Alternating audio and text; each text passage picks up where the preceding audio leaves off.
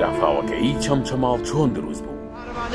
ئەو عارەبانە توورەکەشم ڕۆی باوکە ڕۆ تو ئەو خوایە توخوا دلای غابەرەوەکردن.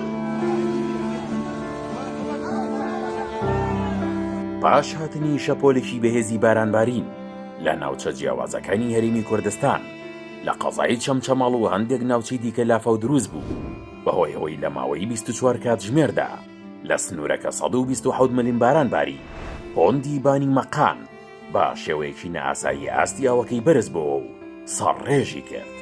چەند هاوڵاتیەکیش کە بەخەکانیان لە نزیک پۆندەکەی ڕایان گەیاند کە زیاتر لە 1 مەتر ئاو بەسەر پۆندەکەدا دروست بووە و هەرەمەش کارەساتی لە قەزاکە دروست کردووە کە بۆ هۆی گیان لەدەستدانی 2 هاوڵاتی و برینداربوونی چەند هاوڵاتێکی دیکە و زەرەر و زیانێکی زۆر. هەرەم ڕۆژقوبە تاڵەبانی جێگیری سەرۆکی حکوومەتی هەرێم پاش گەیشتنی بۆ قەزاکە و بەسەرکردنەوەی زیان لێکەوتوان و کەسوکاری قوربانیەکان لەگەڵ لیژنە ئیداریەکانی چەمچەماڵ کۆبووە و لە کۆنگرێشی ڕۆژنامەوانیدا ڕایگەیاند ئەمڕۆ هەمومان چەمچەماڵین و کاری لە پێشینەمان گەڕانەوەی دانیشتوانی قەزاکەیە بۆ نێوماڵەکانیان و قەرەبووکردنەوەیان و ئاساییکردنەوەی دۆخەکەیە.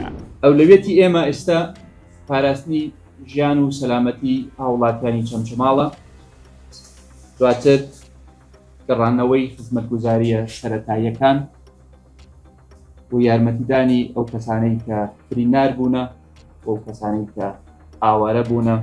وەتیشی لیژنێک لە پارێزگای سلەیمانی بۆ بەدواداچوون لە ڕووداوەکەی چەمچەماڵ پێکهێنراوە و هۆکاری سەرەکی لافاوەکەش ڕێژەیە و بارانبارینە زۆرە بووە کە 127 ملیمەتر بۆ لە کاتژمێرێکدا و ئەو کارەساتەی لێکەوتۆتەوە. ئێمە ئەبێ ڕاستکۆبین، ئەمە کارەساتێکی سروشتی بووە، کارەساتێکی سروشتی بووە، لە ناکاو بووە، چاوەڕوان نەکراو بووە.